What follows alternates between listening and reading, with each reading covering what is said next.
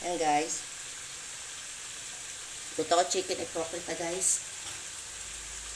Madilim kasi guys eh. Hindi makita.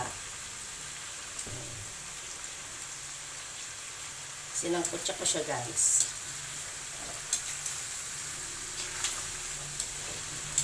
Lagyan ko siya ng nor cubes. Para malasa. Tapos lalagyan ko na siya ng tubig. Straight from the nawasa.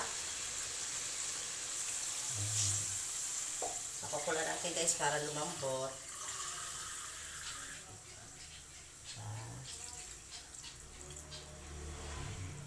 Pakupain natin yung sabaw.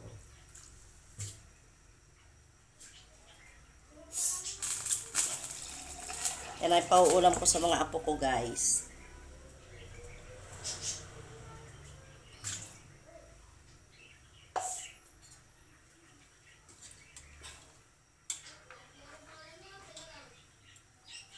Ilaglag na natin guys tong carrots at saka bell pepper. Para sumabay na siya sa lambot ng manok. At isabay na rin natin ang special, kaya tinawag ipokrita, may mais. Ayan.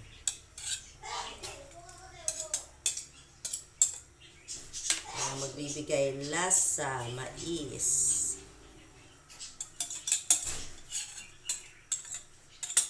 Kala ko. Sarap to guys, try nyo. Try nyo guys, masarap to. Maniwala kayo.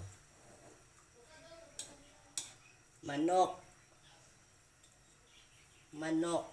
Ito. Try nyo guys, masarap ang lasa niyan guys.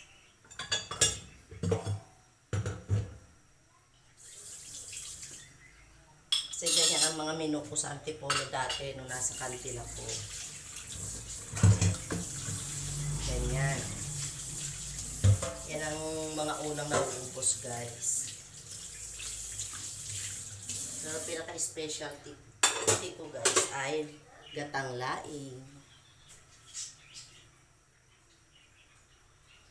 Hintayin natin siyang maluto guys. Antay-antay muna tayo. Ayan na guys. Diyan na natin kumukulo na. Yan. Kumukulo na siya. Lutuin lang natin yung egg guys.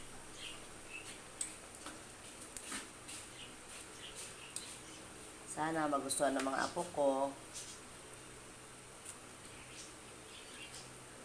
Ilan din yung apo kong nandito? 6, 3, 6. Dahil yung isa nandun sa kabila. Hindi pa napapasyal dito. Tikman natin guys.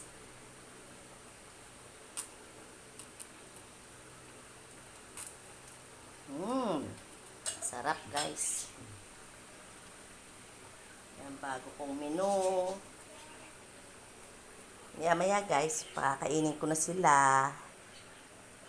So, maya lang. Kasi anong oras na rin guys. Maya magpapakain ako sa mga apo ko guys. Yung iba kasi tulog pa. Maya lang guys ha. Basta naman ako guys sa bahay. Sa aking isang anak sa labas. Yan. Ito naman yung aking anak na isa.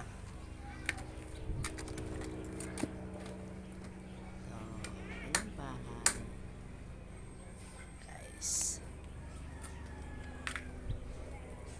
Mamaya na lang ulit tayo guys. Magkita-kits. Pagkakain na sila guys. Medyo maaga-aga pa naman. Bye-bye.